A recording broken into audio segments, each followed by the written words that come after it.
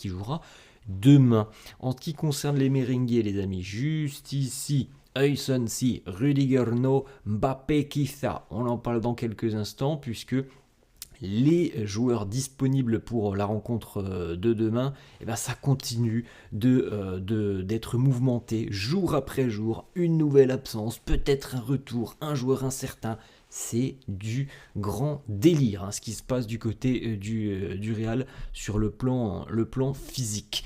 Le quotidien Marca qui titre Mea culpa, los jugadores reconocen errores y cierran filas con Xavi. Les joueurs reconnaissent des erreurs et le dossier, les différends entre les joueurs et Xabi Alonso, le dossier est clos selon Marca. Es algo nuestro, no del mister. C'est aussi de notre faute, c'est de notre faute. Ce n'est pas le mister.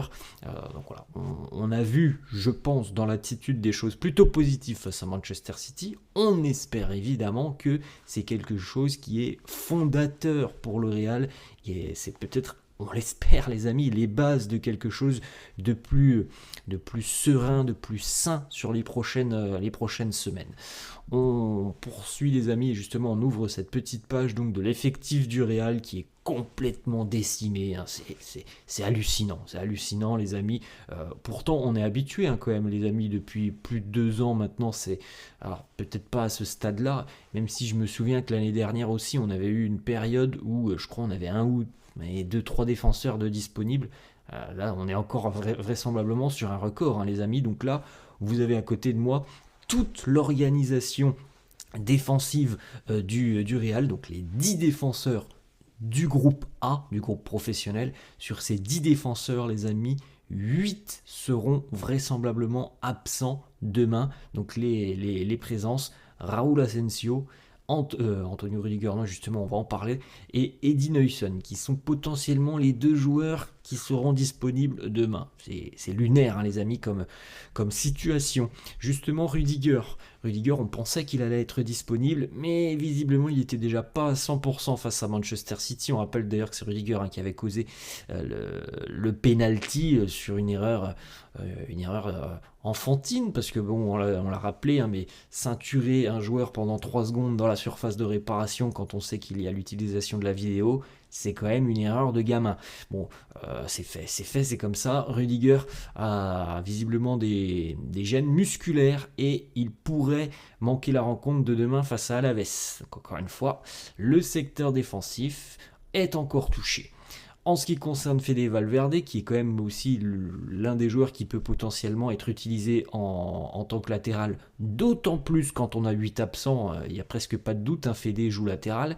Fede a visiblement aussi une surcharge musculaire au niveau de l'adducteur, il ne s'est pas entraîné avec le groupe hier. C'est quand même particulier, les amis, comme situation.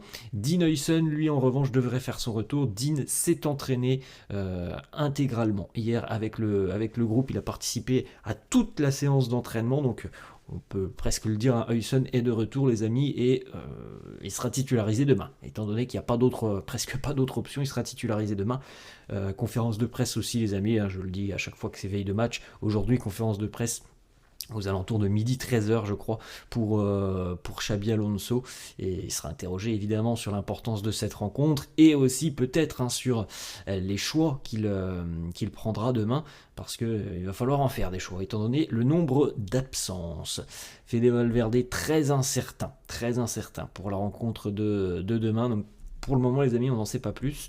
J'ai l'impression que le groupe ne va peut-être pas être communiqué aujourd'hui, parce que ça fait déjà 2 matchs consécutifs que le groupe est communiqué au dernier moment, le jour du match, à quelques heures du match, parce qu'on attend à chaque fois le dernier moment pour savoir justement si certains joueurs peuvent jouer, s'ils sont disponibles. Donc je ne sais pas si on aura des informations sur le groupe aujourd'hui, peut-être qu'on aura des réponses quand même de Xabi Alonso.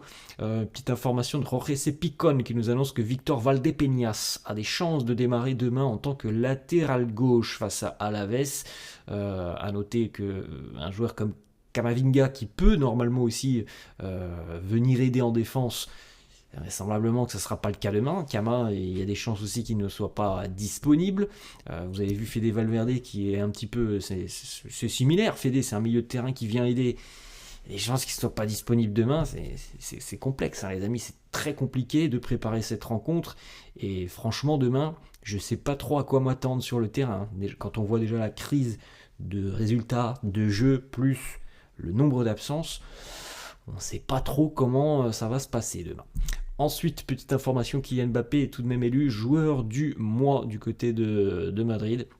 Bon, je pense, on ne peut plus logique, les amis, hein, puisque depuis le début de saison, s'il y a bien un joueur qui mérite quasiment le trophée à chaque mois, c'est Mbappé. Petite photo repostée d'ailleurs, hein, pour Kylian Mbappé sur les réseaux sociaux avec ce message. Merci à tous. On prend la route en direction à la Madrid, donc voilà, on espère que Kylian aussi sera disponible demain. On rappelle, douleur au niveau du genou pour Mbappé face à Manchester City. Alors, de ce que l'on dit dans la presse, c'est quand même problématique aussi parce que Mbappé, il ne s'est pas entraîné non plus hier. Hein. Et visiblement, ça serait prendre un risque du côté du Real que d'aligner Mbappé demain, même si Kylian, lui, a très envie de jouer. Voilà, il a très envie de jouer, de venir aider un petit peu les merengues. On en aura bien besoin s'il est présent. S'il n'est pas là, les amis, l'affaire va encore plus se compliquer. Kylian Mbappé et Rudiger vont essayer d'être disponibles pour jouer.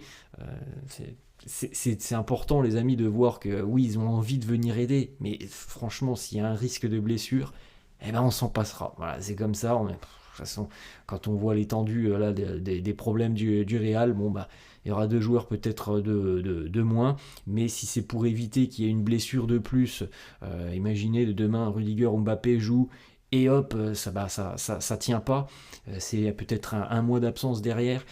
Je ne sais pas si c'est une bonne idée du côté du Real de forcer, évidemment que ça peut être des joueurs importants, surtout Mbappé, je pense qu'on va pas se mentir, hein. Ça peut changer le cours un petit peu d'une rencontre, et ça peut changer le visage du Real demain si Mbappé est là, mais bon, si véritablement il y a un risque derrière, ça sert à rien de le prendre. Franchement, ça sert à rien de le prendre, on a déjà assez de problèmes comme ça. On poursuit avec un retour, celui de Franco Mastantuono, qui visiblement est de retour à 100% selon Marca. Donc il y a des chances que Franco soit utilisé dès demain. Hein. Ça, c'est une possibilité très sérieuse. On jette un petit coup d'œil, les amis. Alors là, vous avez la liste de tous les joueurs du Real qui sont soit absents, soit suspendus, soit pour le moment... On ne sait pas s'ils seront disponibles demain, donc Carvajal, Militao, Alaba, Camavinga, Valverde, point d'interrogation, Mbappé, point d'interrogation, Hendrick suspendu, Carreras suspendu, Fran suspendu, Rudiger, point d'interrogation, Huysen. Normalement, Huysen, on peut le valider, il devrait être disponible demain. Ferland Mendy blessé. Et la petite particularité aussi pour Brahim Diaz, les amis, qui nous quittera dès lundi pour aller évidemment rejoindre sa sélection à moins d'une semaine maintenant, enfin à peu près une semaine maintenant, de la CAN qui démarrera du côté du Maroc. On a le petit message. Selon As, les joueurs ont décidé, comme on l'a vu tout à l'heure sur la une, de clore le dossier avec Xabi Alonso. Voilà, tout le monde essaye véritablement de tirer dans le même sens. Avant toute chose, les joueurs ont compris évidemment qu'il y avait une part de responsabilité chez eux, qu'ils avaient commis des erreurs. Le message aussi du club, des dirigeants, a été envoyé à tout le monde. Joueurs, entraîneurs, et visiblement les joueurs iront jusqu'au bout, jusqu'à la mort. C'est voilà ce qui est annoncé par As, jusqu'à la mort avec Xabi Alonso. Le message a été envoyé aux joueurs, soit vous performez, soit il y aura des conséquences individuelles. Voilà, visiblement, du côté du Real, on est prêt à poser des ultimatums, que ce soit pour les joueurs ou pour Xabi Alonso. Les amis, ça fait presque 1 mois et demi qu'on est dans une crise de résultats. Ça ne durera pas éternellement. On a vu depuis presque une semaine maintenant que Xabi Alonso est véritablement sur la sellette. Ça ne durera pas éternellement, les amis. Je pense que d'ici 15 jours, 3 semaines, si on n'a pas à minima redressé un petit peu la barre, ça en sera fini. Ça en sera fini pour Xabi Alonso. Et je pense aussi que suivant ce qui va se passer, mais certains joueurs, ça pourrait changer peut-être un petit peu le cours des choses pour certains joueurs, pour leur futur du côté du Real. Bon, on n'en est pas là, il y a encore on va dire ça comme ça, mais des jokers pour le moment. Plus beaucoup, je pense. Véritablement, je pense qu'on est sur la fin des jokers qui ont été accordés à Xabi et ses hommes. Mais je pense qu'il y en a encore quand même un ou deux. Ensuite, petite information, on a beaucoup parlé, les amis, de la spirale négative qu'a connue Rodrigo et que le Brésilien a d'ailleurs brisé en milieu de semaine face à City. On peut parler aussi de celle de Vinicius. Vinicius qui n'a plus marqué depuis 12 matchs, c'est tout simplement sa plus longue série depuis 2020-2021. On s'en souvient, 2020-2021, c'était un Vinicius tout jeune, qui n'avait pas cette régularité qu'il peut connaître depuis quelques saisons maintenant. En tout cas, là, cette saison, cette première partie de saison pour Vini, elle n'est pas très bonne, les amis, on va pas se mentir là-dessus, mais la problématique, c'est que ça fait plus d'un an maintenant que c'est comme ça. Encore une fois, on le rappelle, depuis le Ballon d'Or, on n'a pas revu un grand Vinicius. Par moment, par séquence, heureusement, il y a eu des matchs où il a sorti la tête de l'eau, mais la régularité, elle n'est plus là du tout pour le Brésilien, et cette stat, elle est assez dingue, les amis. 12 matchs consécutifs pour Vini, sans marqué.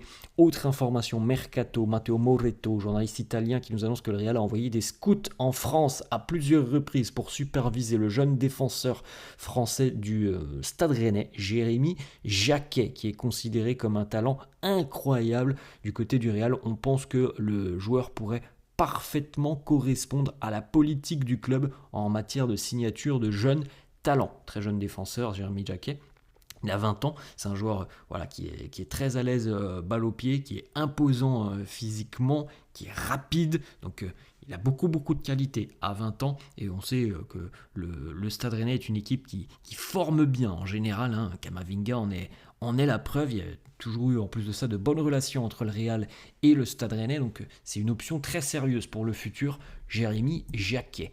Fabrizio Romano qui nous annonce aussi qu'il n'y a aucune discussion entre le Real Madrid et Zidane pour, en ce qui concerne un éventuel retour de Zizou sur le banc du Real.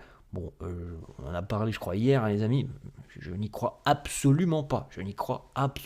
Pour moi, toutes les autres options au monde sont peut-être envisageables, sauf un retour de Zizou. Pour moi, c'est 0%. Il n'y a même pas une chance, 1% de chance que Zizou revienne sur le banc. Je pense qu'il attend tranquillement l'équipe de France l'été prochain, donc faut pas, à mon avis, il ne faut pas rêver avec Zizou.